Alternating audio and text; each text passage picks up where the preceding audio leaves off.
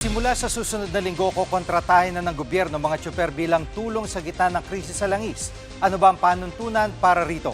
Nangunguna sa balita si Gerard de la Peña. Jiggy, tuloy na yung pagpapatupad ng service contracting program ng pamahalaan at magsisimula yan sa April 15. Kasama dito yung mga bus, mga modern PUV, traditional jeepney at mga UV Express na bumabiyahe sa mahigit 800 ruta sa buong bansa. Bukas ilalabas ng LTFRB yung mga eksaktong ruta na kasali sa programang ito.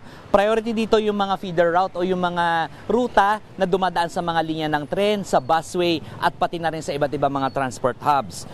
Ang magiging rate dito, Jiggy, ay 100 pesos per kilometer sa bawat takbo ng mga bus, 40 pesos naman per kilometer para sa mga modern PUV at mga UV Express at 30 pesos per kilometer naman para sa mga traditional jeep. May limit ang bawat driver na 100 kilometers na biyahe sa isang buong maghapon para naman marami makasali sa programang ito. At dahil dito, inaasama makapag-uwi yung mga driver ng nasa 1,000 pesos kada araw.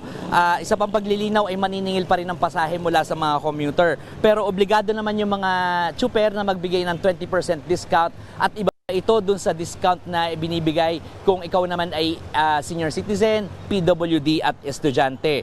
GPS ang gagamitin sa pagmamonitor ng biyahe ng mga sasakyan pero kung wala pang GPS ay manual ang monitoring sa tulong ng mga kawani ng LTFRB, LTO, MMDA at Philippine Coast Guard. Pero hikayatin pa rin ang lahat na magkaroon ng GPS device para mapabilis yung pagbabayad ng payout doon sa mga tsuper.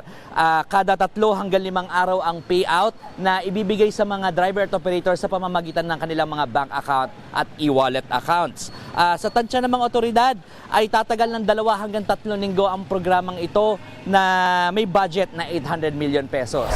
Jiggy, may natitira pang 200 million pesos at ito na may mapunta doon sa maritime sector.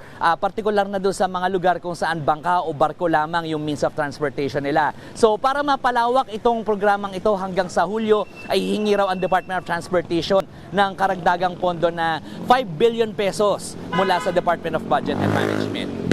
Yan muna ang latest. Balik sa'yo, Jiggy. Yan ang ulat ni Gerard de la Peña. Mga kapatid, Jiggy Manikad po, pagdating sa mahalagang balita sa loob at labas ng bansa, dapat una sa lahat, mag-follow at mag-subscribe na sa social media pages ng News 5.